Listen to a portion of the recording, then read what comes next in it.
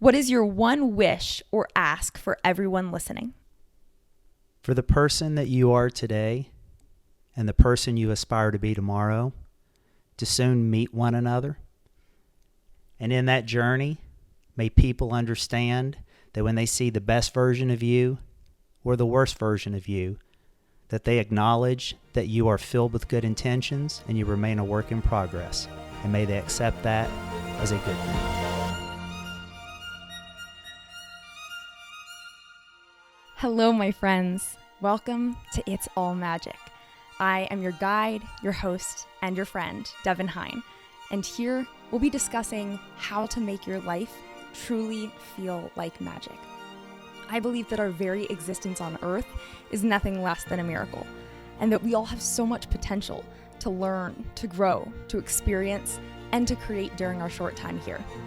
It is both my passion and my pleasure to walk this path of life optimization by your side, where we'll discuss topics like passion, purpose, intuition, manifestation, physical well-being, and much, much more.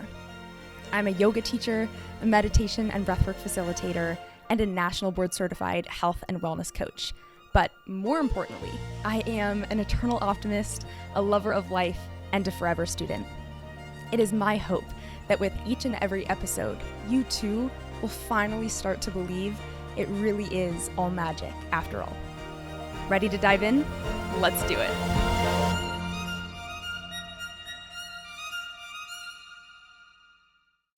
Hello, my friends, and Happy New Year. Welcome to 2024. I hope that the first couple of days have already been incredible for you. And if they haven't, then fear not, because hopefully today's episode will inspire you, uplift you, and simply give you a whole lot of ideas on how you can make this your best year yet. Today, I will be sharing with you so many New Year's tips, tricks, practices, rituals, but I also have the tips, tricks, practices, and rituals from a few special surprise guests. So stay tuned, because after I go through a little breath work and a meditation and a couple of my own tips, tricks, practices, and rituals, you will get to hear from some of my loved ones on how they like to transition from one year into the next, and maybe what they're looking forward to this year, what their resolutions and intentions are. So if you're sitting here right now thinking, wow, it's a few days into the new year and I'm still unclear on what I want this year to hold for me, then don't worry, because you will get to hear from a few different voices outside of myself. So if what I have to share doesn't resonate with you, hopefully one of theirs will. So with that to look forward to, I want to, of course, first lead us through a little bit of breathing and then a guided visualization meditation as well. Of course, it is New Year's themed so that we can really get into that vibration of what we want to manifest this year and who we want to be. So if you have the opportunity to find yourself in a comfortable seat and perhaps close your eyes, I invite you to do so. And if you don't, that is more than okay. You can still enjoy this breathing practice with us and then just listen to the sound of my voice as I guide us through a visualization meditation.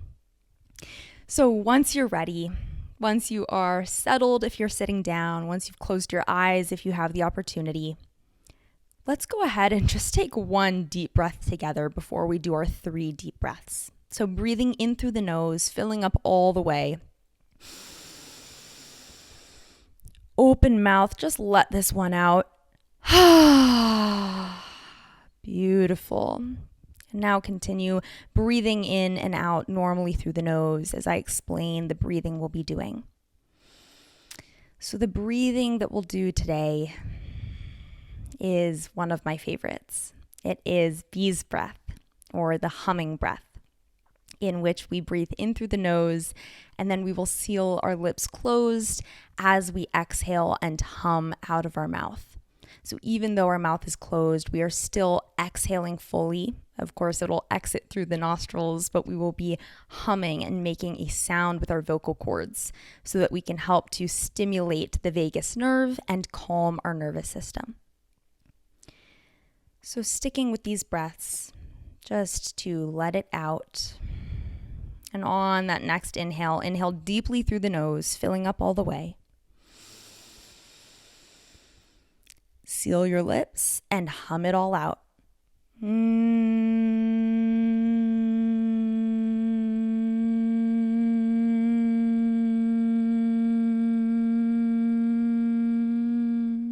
Beautiful. Inhale again through the nose.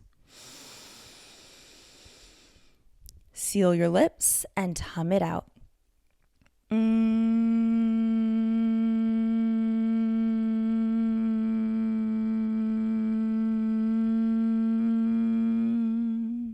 And last one, inhale through the nose, make it your deepest, fullest yet.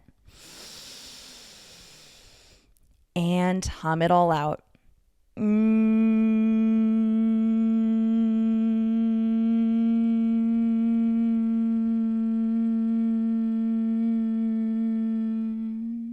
Beautiful, normal breath in through the nose and out through the nose. Coming back to a normal breathing pattern, keeping your eyes closed if you can. And if you can't, just continuing to listen to the sound of my voice as I guide us through a visualization for the new year. I want you to imagine that it's now the end of 2024, and you're thinking back to everything that you accomplished this year, to everything you did this year, to the joy you felt, to the hardships you endured, and to the person you became. It's been a full 12 months of 2024, and you're reflecting on all of it, the good, the bad, the ugly, and everything in between. So what were some of the highlights for 2024? Some of the beautiful memories that you'll keep with yourself for a full lifetime. What were the highlights? And what are you most proud of accomplishing from this year?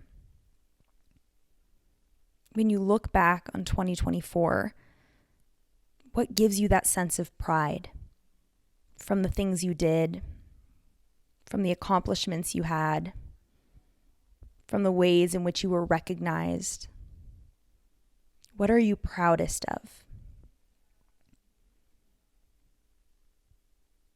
And who did you become this year? Thinking back on 2024 and the person you were when you entered the new year to where you are now as we enter into 2025. Who did you become?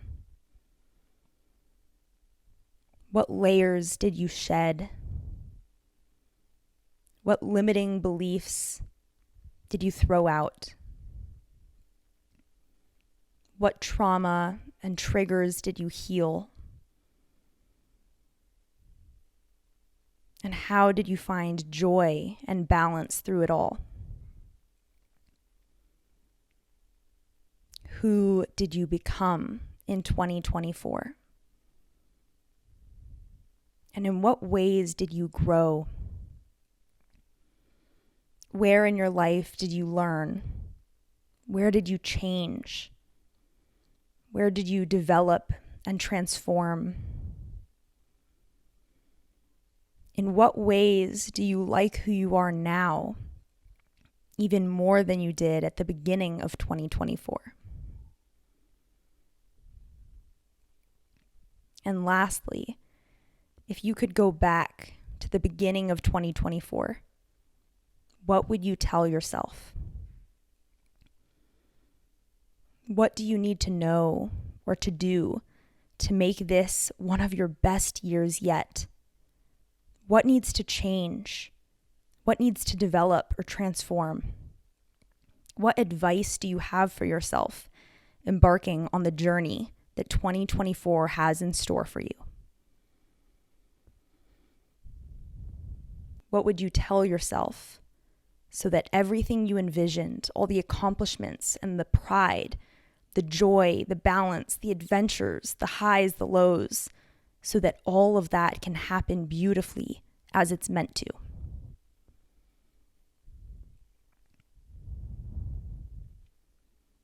And knowing that that advice is for you right now today, for exactly where you are and exactly who you are. Let's take one deep breath together, breathing it in through the nose. And open mouth, let it all go. Beautiful. You can gently flutter open your eyelids if you got the chance to close them. I hope that that visualization helped give you a little clarity if you're still unsure on what you want 2024 to have in store for you, or if you're already clear on what you want to manifest and who you want to be and what you would want to achieve this year. Maybe that helped give you a little guidance on how you can get there and what advice you need to hear right now, today. So I wanted to share that with you because that is actually a big part of one of my New Year's rituals that I will be sharing with you a little bit later in this episode. But before I do that, I wanted to actually take a brief moment to connect the idea of the new year to lunar cycles that happen every single month throughout the year. The reason why I want to start by talking about lunar cycles and what they mean astrologically is because I feel like there's a lot of pressure around the new year. We have these 12 months where we feel like we're kind of just in maintenance mode. You're just putting one foot in front of the other, and then suddenly December 31st comes and everything's meant to be different. You're suddenly supposed to be a different person, and you're supposed to have different habits, and everything is meant to be new and improved. Well, that's a lot of pressure. And some people really enjoy having those milestones as a great way to wake up on a different day and say, okay, I'm starting something new. I'm going to be someone new. And I'm definitely one of those people, but I completely understand that it can be horrifically overwhelming to some when the new year hits and suddenly you have to have an idea of everything you want to change in your life. So the reason why lunar cycles can help you with this, if you yourself feel that overwhelm or that pressure, is that we actually have a new year 12 times a year. So if you are sitting here and you feel like, oh my gosh, I just can't get my stuff together right now, I haven't had the chance to go over New Year's resolutions or intentions, don't worry, because you are going to have so many more opportunities. When I talk about lunar cycles, what I'm specifically talking about is the new moon and the full moon.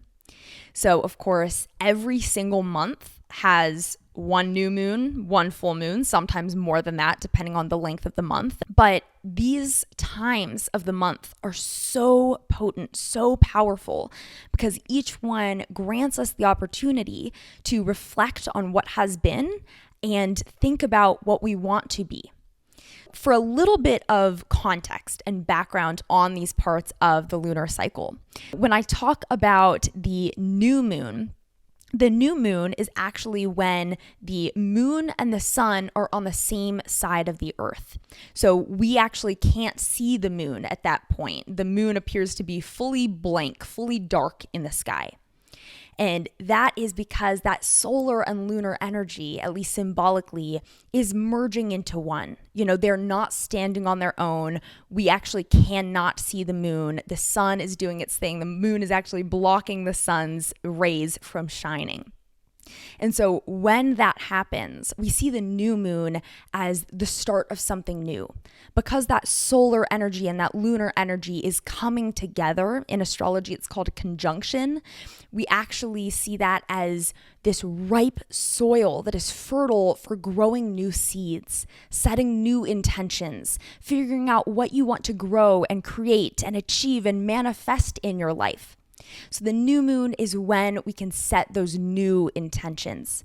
The full moon is the exact opposite. The full moon happens 2 weeks later, and it represents the closing of a chapter, the culmination, the achievement, the end of the storybook. And during a full moon, the sun and the moon are on opposite sides of the earth. So they are both standing in their fullest, brightest power. You have on one side of the earth this beautiful full moon with all of its lunar energy. And then on the other side, you have this gorgeous sun with all of its solar energy. And so that is what happens during the full moon, a chance when there's this extremely intense energy going around because we have our two brightest luminaries shining at their full power and not canceling one another out. They're in no way merging. They're standing on their own. So when the full moon comes, that's our chance to really reflect on the month that we have just had, to think about what we want to shed, what we want to let go of. Whereas that new moon is where we begin the next chapter. We open the first pages of the storybook and decide what we want to write in that page. So if you're sitting here and you're thinking, okay, that sounds really beautiful, but also very woo-woo and fluffy and poetic, hold on, I can explain. Whenever I am trying to shed some light on astrology or even the lunar cycles to someone that is completely skeptical and thinks I'm absolutely out of my mind, I have a few key points that I always come back to. So the first is the simple idea of the fact that the moon controls the Earth's oceans, and the Earth's oceans take up about 60 to 70% of the surface area of Earth. Now, what's interesting about that is that our human bodies are also composed of about 60 to 70% water. So if the moon can control the powerful, massive oceans sitting on Earth's surface, then why does it not have an effect on our bodies and our moods? To me, the answer is it does. And we actually know it does. We know that the moon has always been one of the most powerful forces in controlling women's menstrual cycles. But the lunar cycle and a typical menstrual cycle are around 29 and a half days. We also know that more police officers are dispatched on full moons than any other night because of an increase in violence and erratic behavior. There tends to be, at least anecdotally, more visits to the emergency room on a full moon as well. Also, studies have shown that there is less deep sleep on a full moon. We tend to have delayed entrance into REM sleep when we're going to sleep. And so we see there are so many ways in which the moon really does affect us. So whether you want to believe it or you don't want to believe it is up to you. I fully believe it for a variety of factors. Some of these I've shared with you, but I also think that using the lunar cycles is a really beautiful way to add these little milestones throughout your year. So again, if you're sitting here right now completely overwhelmed by the concept of the new year and the new you, maybe now is not the time for you. And maybe you wait for January 11th of 2024 when we actually have our first new moon of the year. That is your chance to sit down and think about everything that you want to create in the next month. What are you going to focus on? Where are you going to pour your time, your energy, your effort? What is your intention for this next 4 weeks? And then 2 weeks later, when we hit that full moon, that's kind of a good midway point to reflect on what is not working for me. What are the layers or the limiting beliefs that I want to shed? What is no longer serving me that I can leave behind so that I can continue on this trajectory that I set for myself during the new moon? And 2 weeks after the full moon, when the next new moon hits, you can once again take stock of how far you got in terms of your goals and your desires, and then you can set new intentions for the month going forward. I like to see the full moon, new moon cycles as death rebirth cycles throughout the entire year. As I've shared in past episodes when I've discussed the tarot deck and the major arcana set, we go through death rebirth cycles all the time throughout our lives. And when I say a death cycle, I mean when we shed layers of everything we don't want to be anymore, when we release the trauma, the triggers, the limiting beliefs, anything that doesn't serve us, when things that have been working in our lives no longer are working and we have to let them go, when we have to break up, when we have to move away, when we have to stop a career, anything like that is a death, whether it is a mini death or a major death. And then the rebirth cycle is what comes on the other side of that death. And that is the beautiful start of something new. That time to set those new intentions and to recreate who you want to be. Because we get to consciously choose who we are and what values we stand by every single day of our lives. It's not just on the new year. And use those lunar cycles to help you on that path. If you like to have those milestones, use that new moon, full moon every month, and you will find yourself deep on that spiritual journey and that self-improvement path. So that was a little bit of the introduction I wanted to share with you. I know that was not the shortest, but I think it's important because I don't want anyone to be overwhelmed by what the new year represents. And I want you to know that there are other options, other outlets for you to do this kind of reflection. So speaking of reflection, what I have in store today, as I alluded to at the beginning, is that I really want to share some of my intentions for the new year, some of my reflections of the quote unquote old year, 2023. And then I want to share some special guests' answers with you as well, so that you can resonate at least with one of ours, I hope. So the first question that I will be asking everyone, and I'll start with myself, is how do you personally like to leave one year behind and start the new year? You know, what are your rituals and practices around welcoming a brand new year into your life? So for me personally, I alluded to this at the beginning, I really like to write a letter to myself as if it is the end of the new year.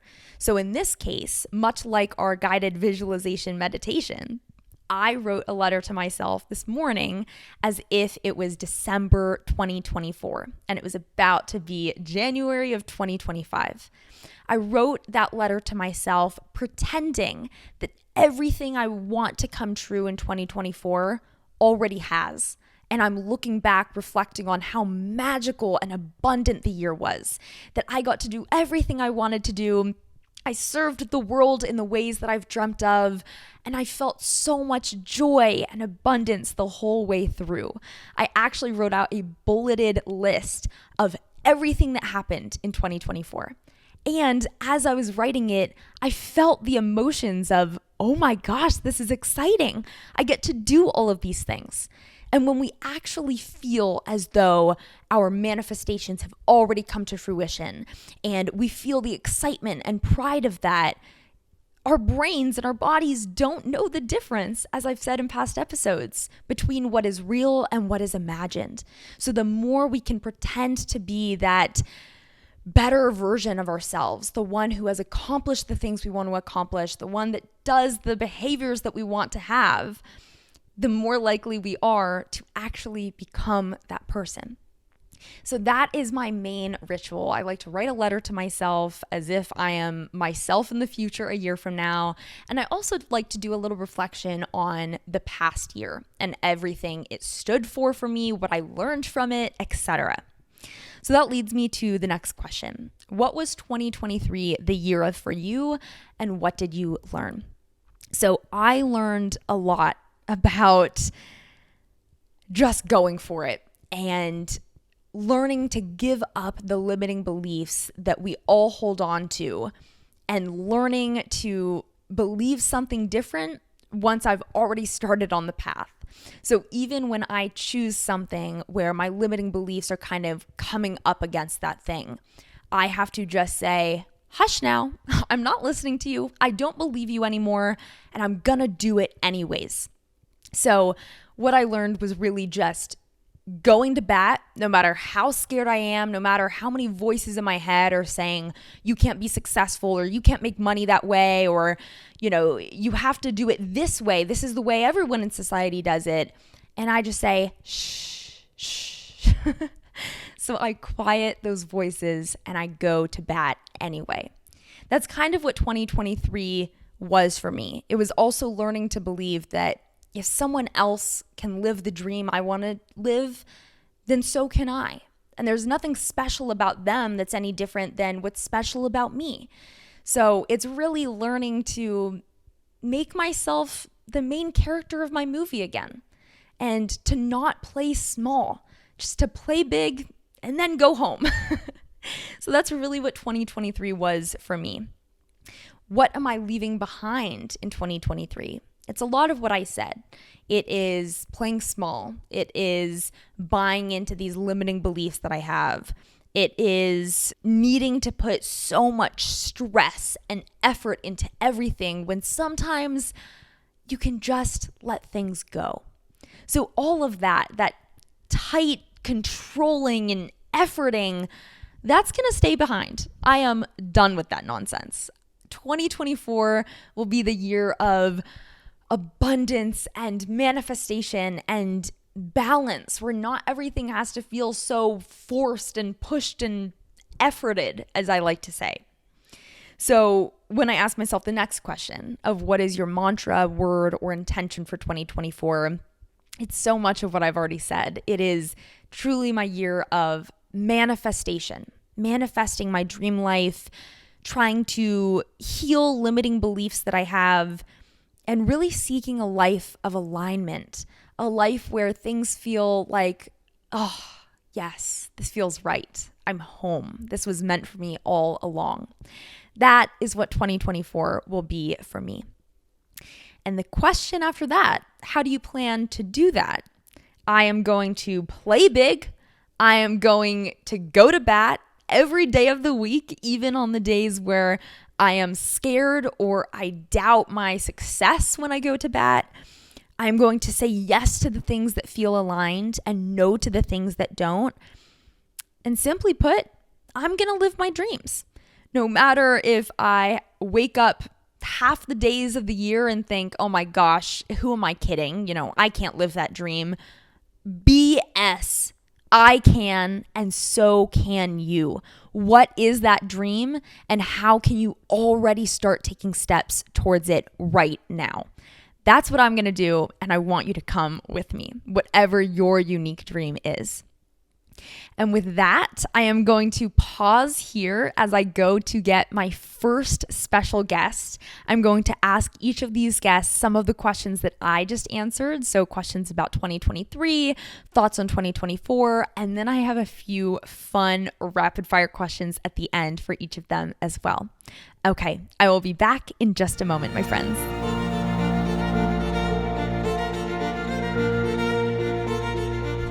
Welcome back, everyone, and lucky you get to meet my mom, otherwise known as Alys Smith. Welcome to the podcast, Mom. Thanks for having me. Awesome. So before we get into our very fun questions about the new year, I would love for you to introduce yourself if you'd like to. Okay, well, I'm Alys Smith. I'm Devin's mom, one of my greatest accomplishments ever. I'm also the First Lady of Marshall University, and I am the founder of the Women Warriors Summit, which I'm very excited about. I'm a big proponent of education and women's empowerment and all the good things that women should be running the world.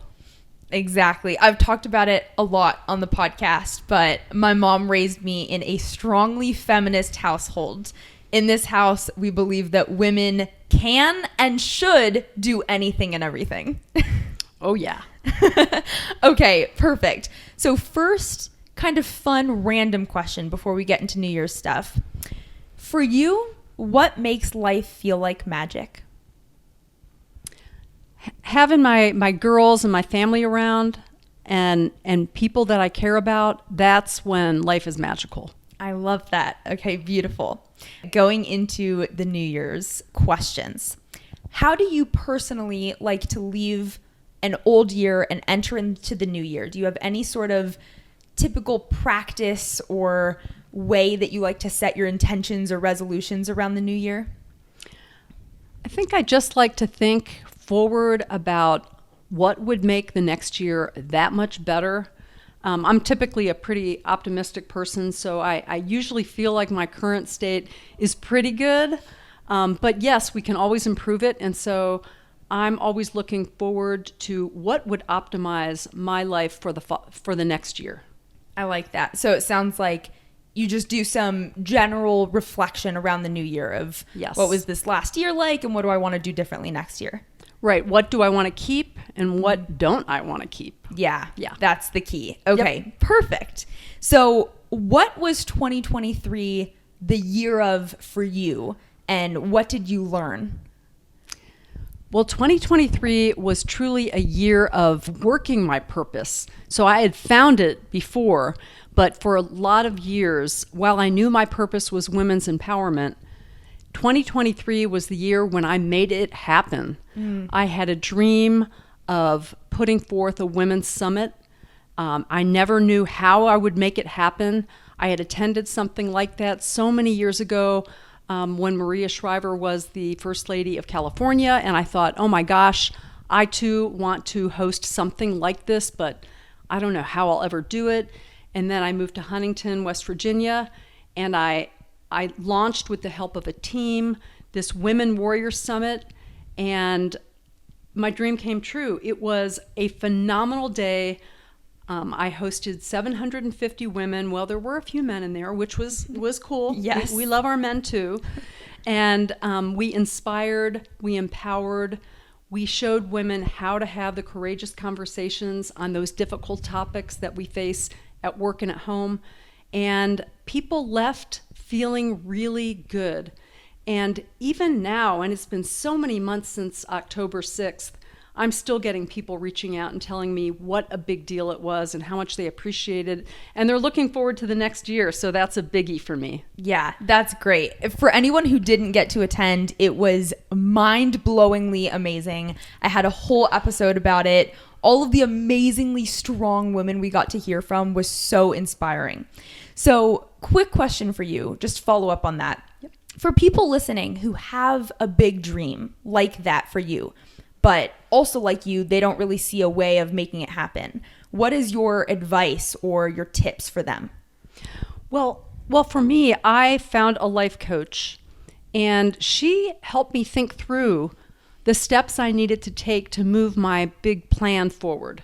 And that really was helpful to me. Now, if you don't have a life coach, that's okay too, but you might find a few like-minded individuals or people that work in marketing and all of those areas that maybe if that's not your strength, you could get help with what you want to achieve by getting help from other people. I could not have achieved this dream without the help of people that really know what they're doing. Yeah. So it sounds like ask for help and also use other people as a sounding board for your ideas. Yeah, network, let people know what you want. I mean, I think you have always said, and I've heard it so often, put out into the universe what you want, and you'd be surprised at how it happens. It might not happen the way you thought it would, but the things you really desire and you womanifest will come back to you.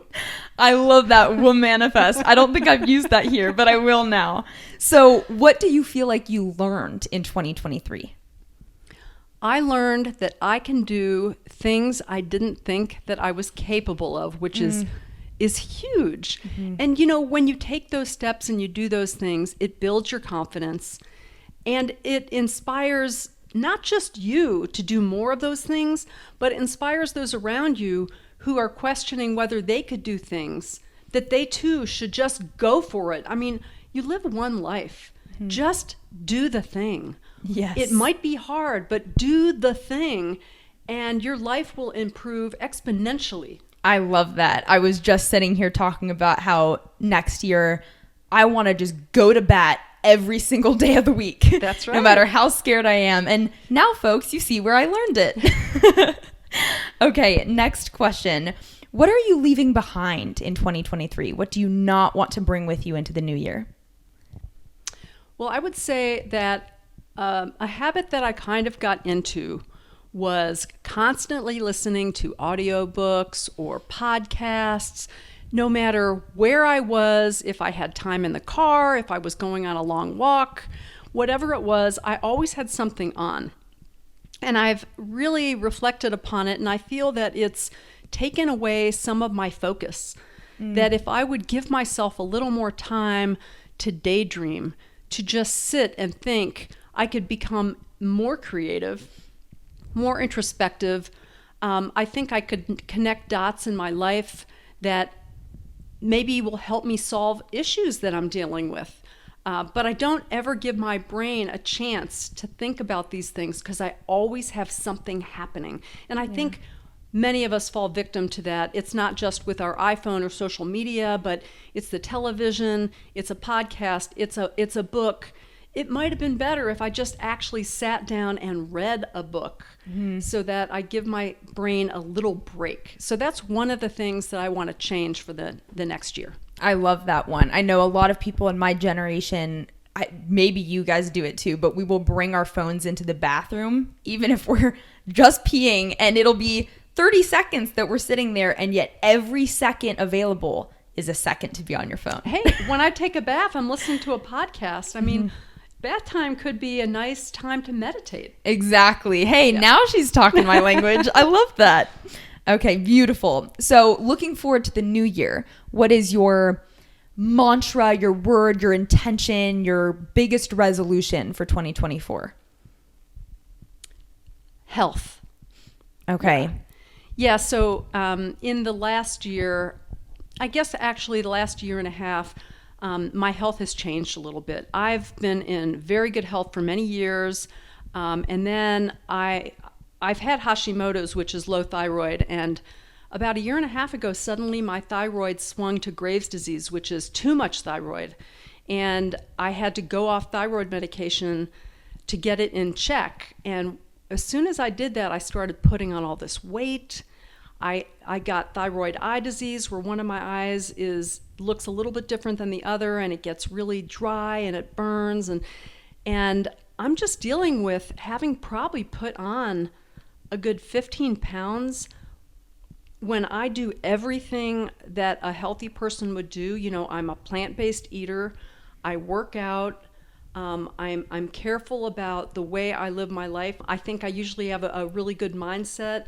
And no matter how many doctors I've gone to, I can't seem to figure out, why my thyroid went crazy on me, and then why I continue to gain weight when I'm not overeating and I'm exercising and I'm doing all the right things. And I think a lot of us, especially we ladies after menopause, get to that point where something changed. Hormones or metabolism, I don't know what, but that's one of the things I'm trying to, it's a mystery I need to solve. Yeah. And that's especially frustrating when you feel like you're doing everything right and it feels completely outside of your control.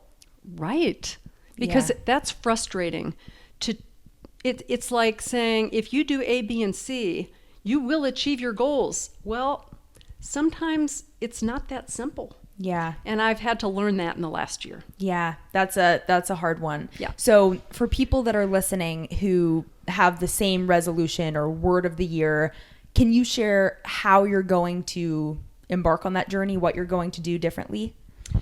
Yeah, so I'm going to try a few different things. I mean, as Devin has told me for years, if nothing changes, nothing changes. So I have to make a change. So I think I may actually start some fasting of some sort, whether it's a juice fast or something, just to reset my metabolism. I'm going to just try to increase my protein. I'm going to change up my workout a little bit. I think I'm going to run a little bit more. I know that I need to increase my endurance.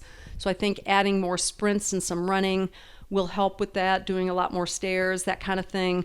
So I'm going to take little changes, hopefully to make some change in the big picture. I kind of feel that if you try to do everything at once, it's not a recipe for sustainability, and I think you'll ultimately quit. Yeah. So I want it to work with my lifestyle, and I'll just continue to make changes. It's all about experimentation. What works for one person isn't going to work for the next. Yeah. So I need to be patient with myself and just go through this process. I love that. So it sounds like getting back to the basics, but also tweaking what you're doing a little bit, because as we talk about all the time, if nothing changes, nothing changes. That's right. Yeah. Which Kal hates because it's so silly. But it's true. It is. Yeah. I mean, if you beat your head against the wall every day and you're always getting a headache, maybe it's time to stop that. Yes. Well said. So we're now moving into the rapid fire questions. Oh boy. So these ones are really fun. They have nothing to do with the new year, but everything to do with the universe. Okay. So here's the first one of 3. What is your favorite health or spiritual practice that you'd recommend everyone do? I think everyone should find a good friend to walk with. I love that. Whether it's a friend, whether it's your spouse, but someone with whom you just connect and you just feel like everything's good in the world when I have this special time. Okay, great. I love that. Okay, number 2. What does this world need most these days for global healing and up-leveling? I think the world needs compassion and also kindness. Mm-hmm. I think we've just forgotten how to be kind to people and to be inclusive and not exclusive. I mean, this world is so divided right now. If you can be compassionate and kind to everyone that you meet, it can spread. And maybe the next person will say, wow, that was so great. I'm going to start doing that.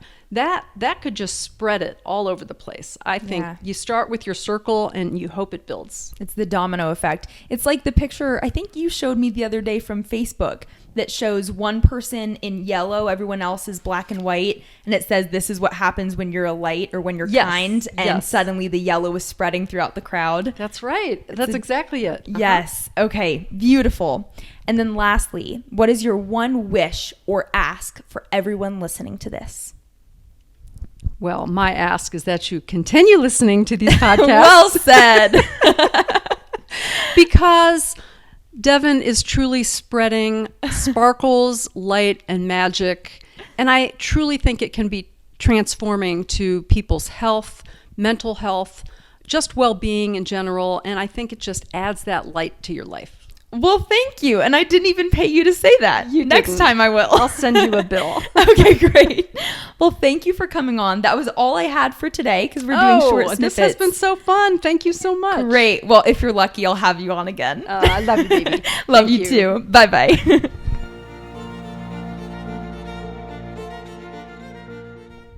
And welcome to my dad, Brad Smith. Brad, how you doing?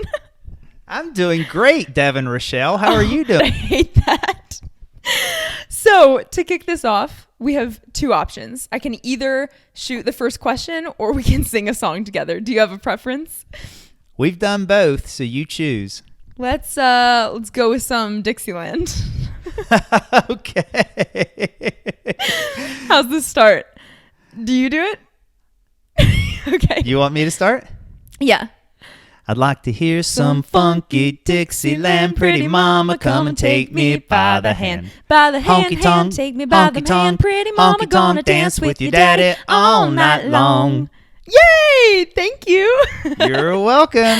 And now for the first, more serious question. Can you please introduce yourself for the people? My name is Brad Smith, and I am your dad. That's it? That's all you want? That's true.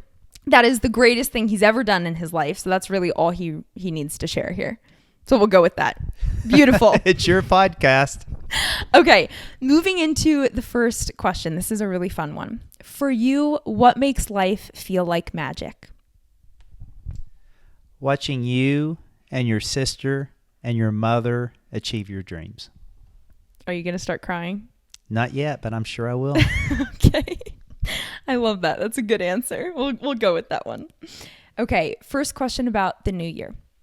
How do you personally like to leave an old year behind and enter into the new year? Do you have an annual practice or reflection exercise that you do around the new year to make sure that you can fully move into the new year?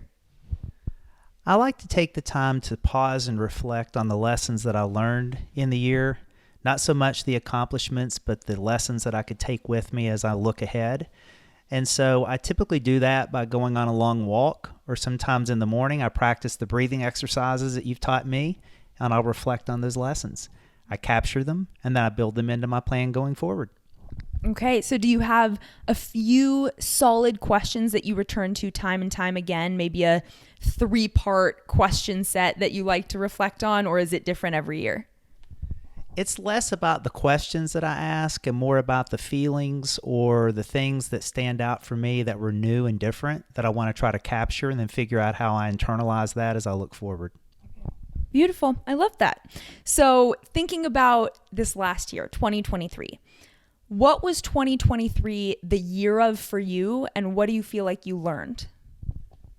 It's a great question. We still have a few days here that we've been processing that question. I would say for me, 2023 was a year of redefining the art of the possible and illuminating the pathway for personal growth. And the way I unpack that is the art of the possible this year is I had the chance to serve with a team that accomplished things that defied a lot of people's doubt. So we did things no one thought was possible. We reversed a 13-year decline in enrollment. We built new buildings that people thought would never be achieved. We are now a designated cybersecurity center for the country. So a lot of things in the higher education space that a lot of people think weren't possible here in the state that we serve.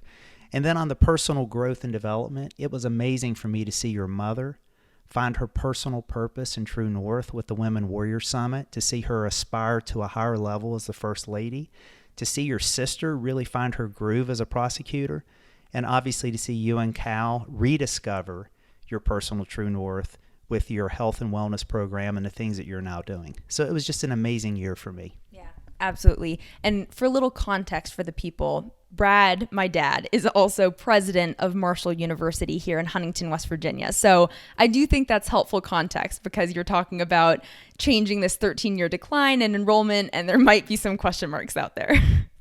If you know what Marshall University is, it is the We Are Marshall movie. If you don't know what Marshall University is, I encourage you to go watch the We Are Marshall movie. Yes. Go Herd. Go Herd. Okay, next question about 2023. What are you leaving behind in 2023 that you don't want to take with you into the new year? The inability to be present. I really want to leave that behind. I think this year I focused more on projects, less on personal relationships and being present. And it wasn't that the people weren't important, but we were working so hard to get things accomplished that I want to be a little more present. And this year, I don't think I prioritized that high enough. Okay, so for people out there listening that have the same intention to let go of lack of presence, how do you plan on doing that? How do you plan on leaving that behind in 2023 and being more intentional about your presence in 2024? I once heard a football coach say, be where your feet are. And so I really want to be grounded in the moment.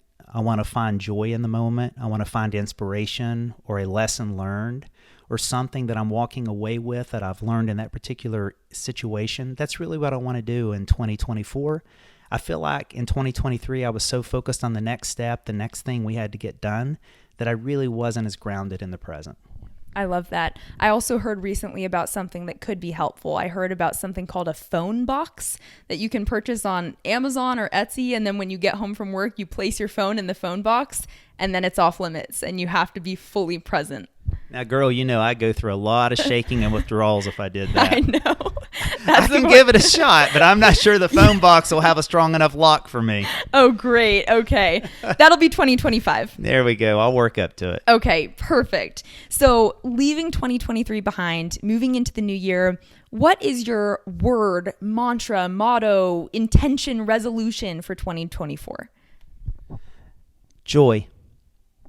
That's shocking, actually. Do say more. Well, it's been an aspiration that I've struggled to find, and it's not because I'm not a happy person, I'm not a grateful person, I'm all those things. But I find at times that I'm always thinking about the work aspect, the process, and not so much celebrating the outcome or the achievement. And I really want to find a way this year to build more joy into every practice and every day and every aspect of my life. That's beautiful. I think there are definitely people out there that will resonate. Other people that are on the opposite side of the coin, but I think in life it's always about going towards the direction that is more challenging. That's where the growth is. And for you, it's in a way almost easier to do the full-on workhorse thing. And so it's kind of beautiful to see you look at the other side of the spectrum and say, maybe I can take a few steps in that direction too. And that's hard for me. We've certainly talked about this many times. Your mother learned early on, we were trying to raise a puppy, and we had a trainer come over, and it was a Labrador Retriever who was always busy tearing things up. And the trainer told your mother, said, well, a Labrador is a work dog. And if you really want the dog to do what you want it to do, give it a job, give it a stick. And your mother has always said that I'm not happy if I don't have a stick in my mouth. And honestly, that describes what I pretty much do every day is I get up and I work. I run towards danger, not from it. But I don't always stop and celebrate the joy in getting that done, to achieve the things that people thought weren't possible, to do it with amazing people. So I really want to focus on the joy aspect. Yeah, I love that. I don't know if I've shared this with you yet, but one of my intentions for this year is, I talked a little bit earlier in the episode about trying to heal limiting beliefs that we all hold for ourselves. And one limiting belief that I have is that you can't be successful and still be joyful. And I plan on healing that for the both of us by proving that it is indeed possible. So once I figure it out, I will let you know the secrets.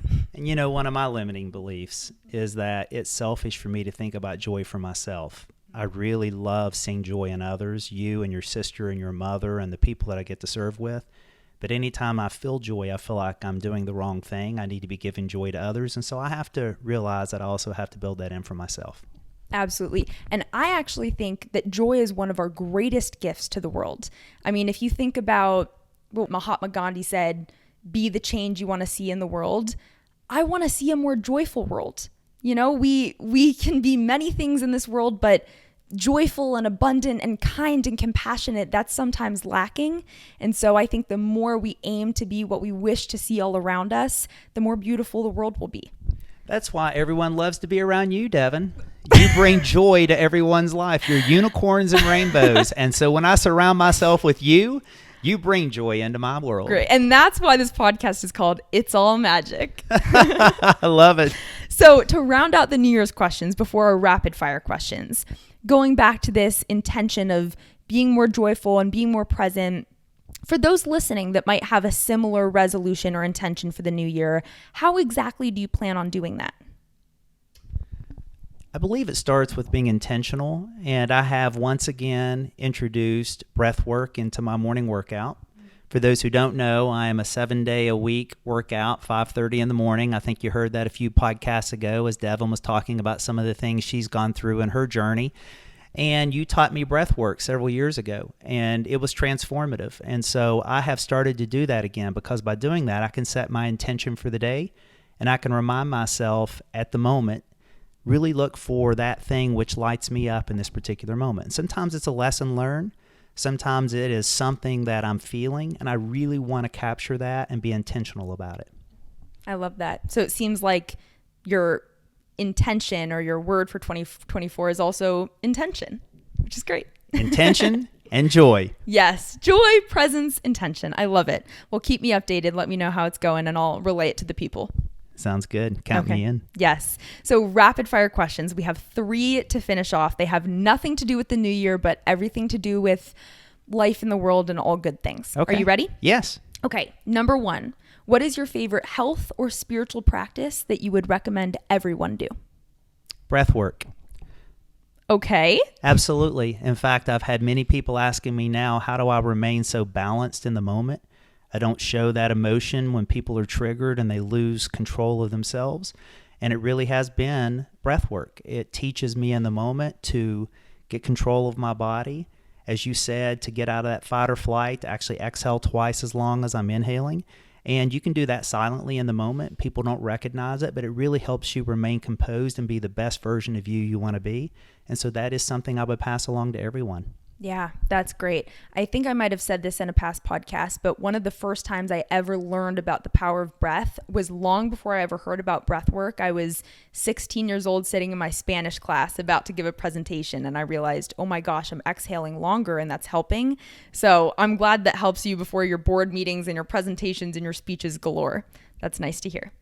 It does. And and another one that I'll offer, I'm sorry because I'm giving you two answers this to is one great. question, is we're in a period now where we seem to have an inability to find common ground.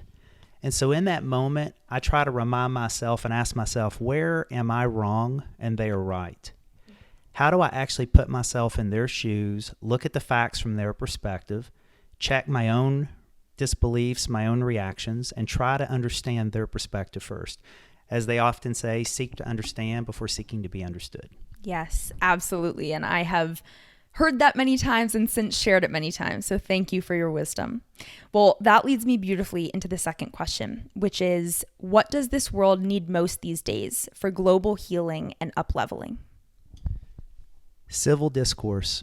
It was once said of Martin Luther King that he learned to speak without being offensive. He learned to listen without being defensive. And he left even his adversary with their dignity at the end of a disagreement.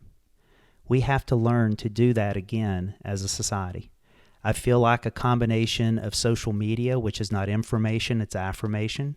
The algorithms are built to reinforce the things that you like, and so you keep hearing more and more of this echo chamber. Combine that with COVID and the things we had to do during quarantine where we lost some of those social skills. And those two things have really led to a pretty tense situation now. And we have to step back and realize life's a team sport. And we have to learn again to disagree in a civil way with respect. And it's okay to have differing opinions without making it personal. Absolutely. So how do you personally do that when you find yourself in a tense conversation with someone that might be on the other side of the political spectrum, social spectrum, anything, you name it? How do you keep yourself calm and compassionate? There's a technique I learned many years ago early in my career called feel, felt, found.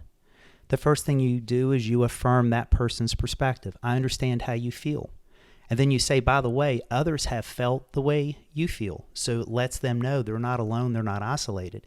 And then you introduce your perspective. But I have found by looking at this data or having gone through this experience, I have a different point of view. So feel, felt, found first validates you've heard them, acknowledges others feel the way they do, but your perspective is based upon this experience or belief. And it really disarms the individual and gets them to understand more of your perspective at the same time. I love that. Okay. Thank you for sharing. I did not expect for this to be a TED Talk, but this is so helpful. And I mean that. Sorry about that. This is what she grew up with at the kitchen table. I love it. Okay. Here is your final rapid fire question. What is your one wish or ask for everyone listening?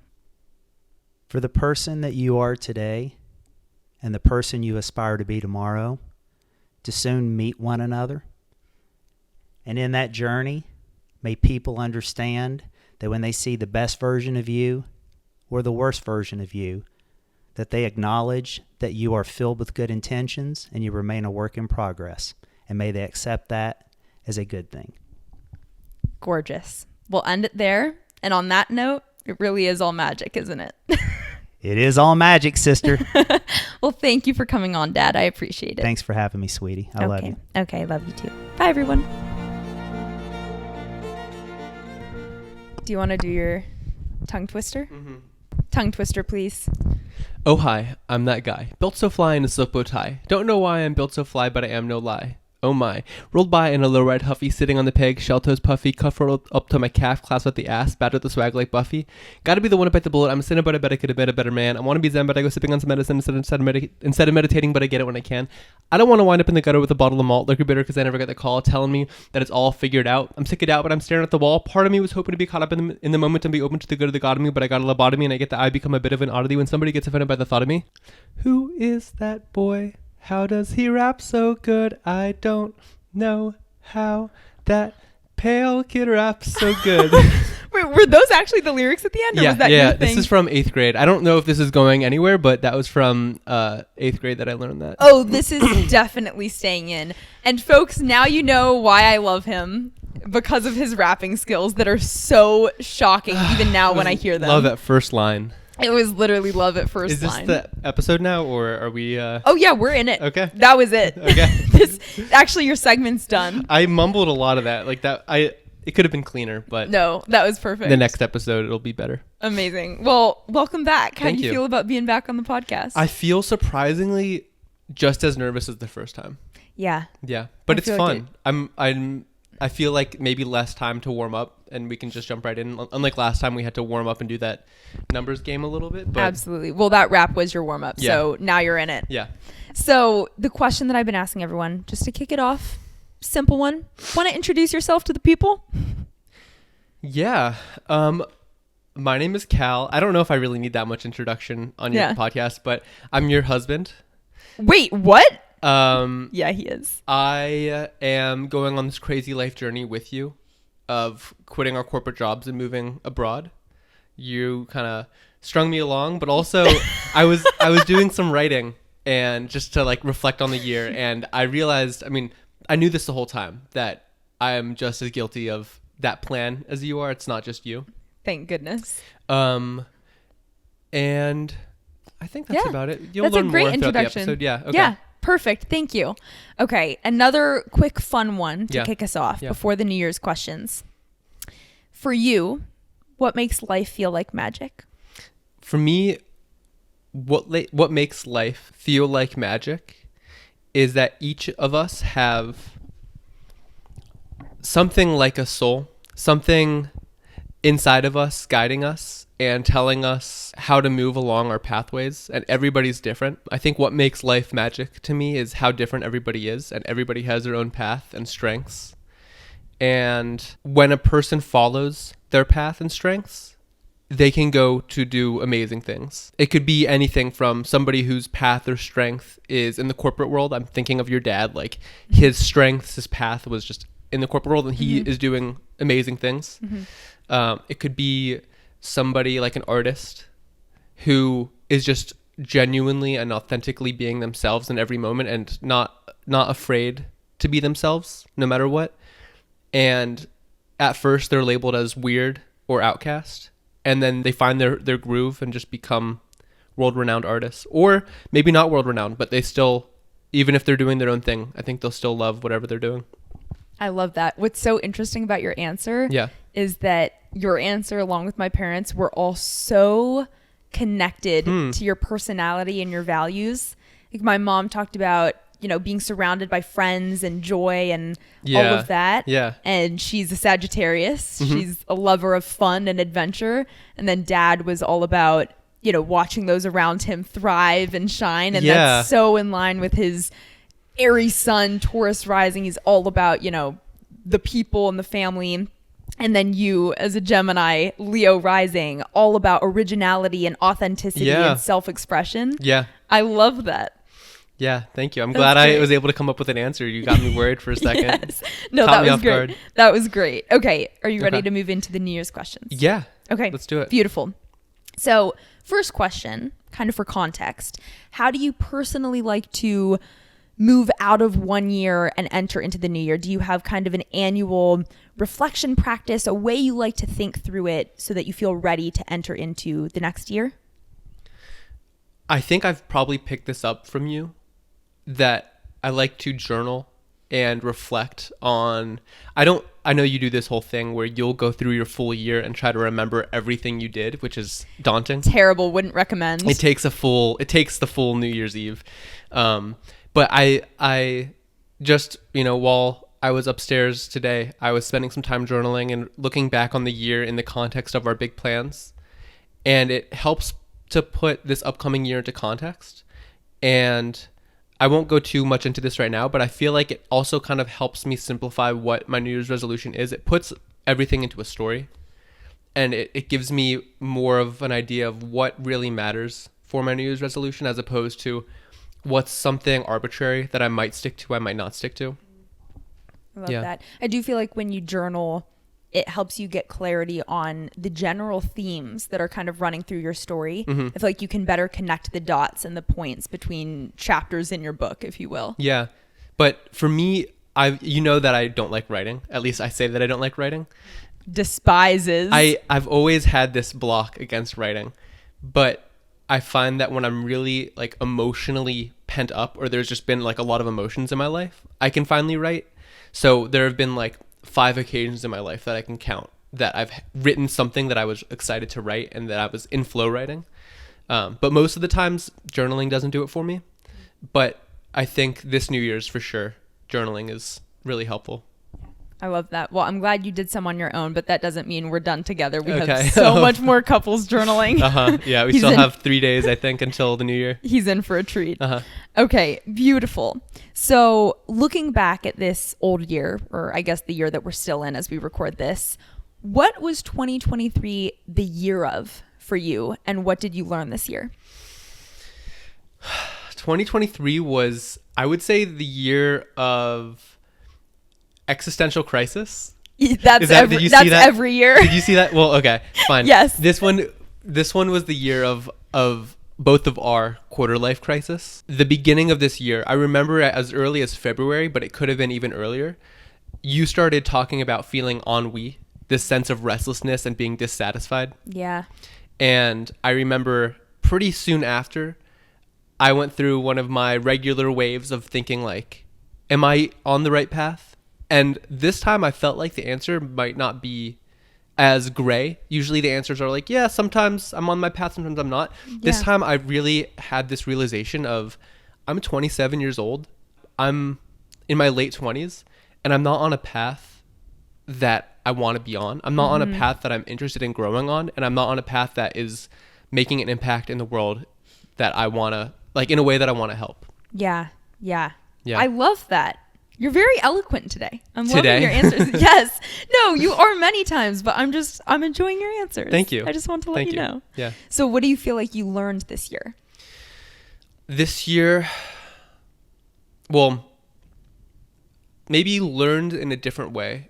One thing that you and I are often guilty of is coming up with these grand plans, telling all of our friends and family, and then not acting on them. Kind of like getting back into the status quo and forgetting about it. So something big this year is that we're sticking with our plans. So I said a second ago that we were feeling this existential crisis, this quarter life crisis, February to May. I remember for our anniversary, we went to a coffee shop and we journaled about this crisis, and we kind of came away feeling really frustrated, but didn't know what to do with it. Eventually, about halfway through the year, we figured out what we want to do with that issue.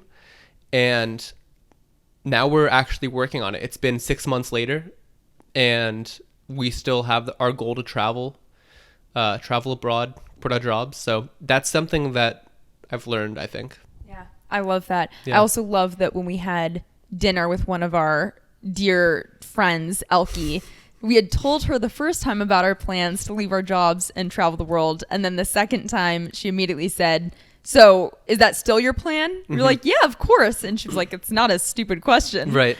Yeah, Yeah, we're guilty of that. we are indeed. Okay. So what are you leaving behind in 2023? What are you not taking with you into the new year?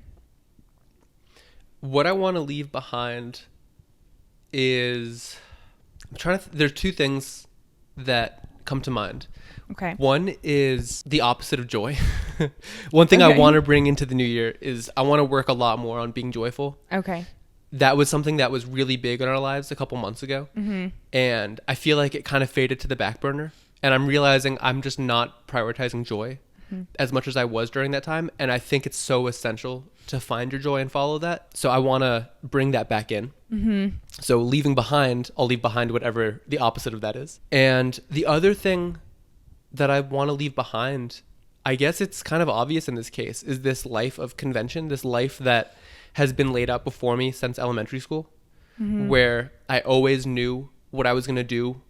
Like in elementary school, I knew I was going to go to high school, then I knew I was going to go to college, and then I knew I was going to get a job, and I always had something laid out, and it was pretty expected what I was going to do.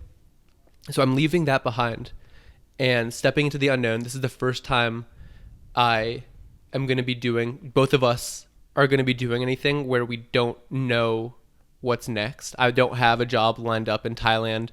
I don't know exactly what it's going to take, but I think that that's really what I need. I think that this shift, this thing that's going to happen in 2024, I think that's the whole point. Yeah, I agree. When you said I don't have a job lined up in Thailand, my first thought was, isn't it great? It's great, but it's scary for It sure. is. It depends on the day. Yeah. Some days we're like, oh my, what have we done? And other days we can't wait to get out. Yeah. But Yeah. And my goal is that time will be used to figure out something more intentional. absolutely. Yeah. Okay. I love that.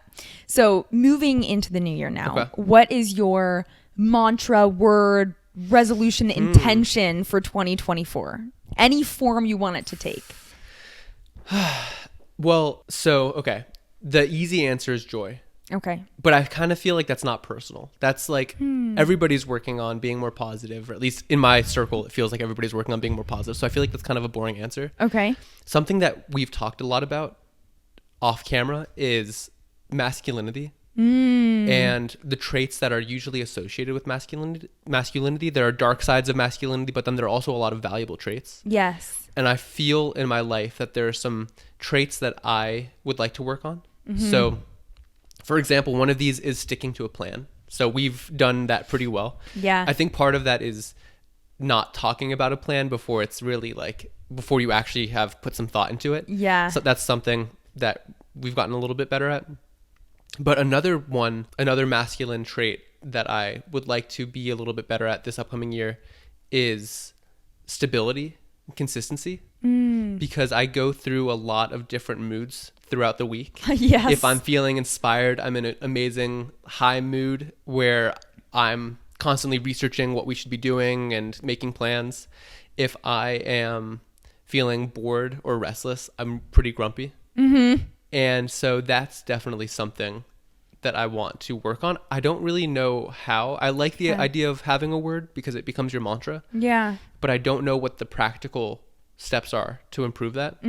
Okay. But I would say my word is masculinity. That's great. It's also interesting because my next question was going to be for people listening out there who have the same word or intention. Can you Ooh. share how you're going to do that? But Yeah. I actually like that you said, I don't know, because I think that is true for at least half of us. We might actually be clear on what we want to change, but we might still be in that boat of, I'm not really sure how to get there. So maybe this year doesn't have to be the year that I become Jamie Fraser from Outlander. Or it can be. That'd be great. But maybe the word masculinity for me this year means defining it and kind of understanding some of the basic steps that somebody could take to developing that, breaking it down a little bit. Yeah. Kind of like when we went on that walk and we were defining masculinity and femininity. Right. And I was saying that I want to be more feminine, less structured and intense and Yeah, all more of that. sensual, taking your time on things, less rushing around. slow. Yes. So I think we can both learn our sides of the spectrum a little bit better. Yeah, I love that. yeah. Okay. Beautiful. So moving away from the New Year's questions now, we are now going to your rapid fire questions, which Oh, I'm wow. very I forgot about excited this. about. Oh, gosh. So there are 3 rapid fire questions. They don't actually have to be that rapid. You can take time to think about them. But the first one is, what is your favorite health or spiritual practice that you recommend everyone do? Pecans. No, I'm just kidding. That was my Did you rapid fire answer. Did you say pecans? Yeah, and that just first thing that came to mind. So Love that. Can you read that again? I was too busy thinking about what I would say Yes. rapidly. What is your favorite health or spiritual practice that you recommend everyone do? Okay. This is a new one for me. Actually, I'll break this down a little bit. What I was going to say was I've been doing 15 minutes of Kundalini yoga in the morning, and I really like it because it's a combination of breath and yoga, but more of like stretching yoga. Yeah. And I would say something I have been doing for years that I learned from my dad is stretching every morning. I just do a couple sun salutations. And that's what I would recommend everybody does. I find if I don't stretch at some point throughout the day, I just feel really like tense and cramped, and like the blood flow in my body just isn't circulating. Yeah. And so I think it's just a great way to jumpstart your day. It's really simple. It takes 2 minutes and you can customize it to make it stretch wherever you need to stretch. Yeah. I love how symbolic that is. How come? Because we know that the way our bodies are feeling inherently influences our mind. That when we've been sitting stagnant all day, our energy is stagnant. We feel lethargic and sad and upset. And then when you stretch, when you're moving the blood flow and the circulation, the energy, Yeah. it changes your entire day. Yeah. There are times when I'll even be in a rut, and I don't always do this, but I know if I stretch, it'll just change my mood instantly. Yeah. And sometimes it's hard to get yourself out of your seat and stretch because it Yeah. takes an extra like 2 or 5 minutes. But stretching is good. I love stretching. Yeah. Big fan. Well, it's even similar to what you did today, that you were feeling lower energy. And so as opposed to just sitting down and resting, you said, I actually need to raise my energy. I'm going for a run, Yeah. which might feel counterintuitive to some people, but it worked. Yeah. I remember learning in chemistry, because I loved chemistry in college, that there's activation energy. You have to get over a certain amount of energy before 2 atoms can bond. Oh. And so it's kind of like that, where I was feeling really, I guess, just because we're in this beautiful nature area, and we've been here for a few days. So I was feeling kind of restless, like didn't really know what to do with myself, feeling low energy. And so instead of resting and trying to regain my energy somehow through resting, which is also really helpful sometimes, I decided to go for a run, listen to music. I ended up like belting out the music in the forest because I knew there was nobody around, and it really raised my energy. And so that was, I put in that energy, that activation energy, got over that wall, and then I had a lot more energy for the rest of the day. Beautiful. I love that. Yeah. Okay. Moving on to question number 2. Okay. Oh yeah, that wasn't very rapid fire. No, it was perfect. That's exactly what I wanted it to be. What does this world need most these days for global healing and up-leveling? I think the world needs most some space and silence in everybody's life, which is hard. Yeah. Because it's boring. Yeah. Why do you think the world needs that? I know just from my own life, we talk about lifestyle shift, where you'll see how this connects, where, if you start making money, you'll start spending more money. I feel like in my own life, on a stimulation level, I start to listen to a podcast while I'm showering. Yeah. And then I start to listen to a podcast while I'm just walking into the kitchen, or I'm just always listening to something. And if I'm sitting at my desk working, I'll turn on YouTube. I'm just like constantly hooked on some sort of form of stimulation. Yeah. And there's just no rest for our minds. And I think that we need a little bit more silence in our life, just to think, to downsize a little bit, think about what we really need. Yeah. Beautiful. I'm also loving that there are a lot of overlaps between your answers and some with my dad's and some with my mom's. Okay. So you'll get to hear them when you listen. We have been living together for the past week. That's so true. We're all talking about the same things. That's true. But you said space and silence. Yeah, space and silence. That's and so honestly, nature time. That's the biggest one for me. I know not everybody has access to nature. Yeah. But I found this little group of trees behind an apartment building in San Carlos where we live. And I've started going there a couple times a week. And it is just so grounding. I always come away feeling like I just did a yoga class or something. I feel so much more connected to my inner voice and my intuition. Yeah. It's powerful. Yeah, it is. Wow. Yeah. Thank you for sharing. Last question. What is your one wish or ask for everyone listening to this? I hope everybody finds and is really able to pinpoint a New Year's resolution that is important for them. Not just something that they think they should do or that they think they can do, but to really look back at this year and turn it into a story and see what the next chapter of that story would look like.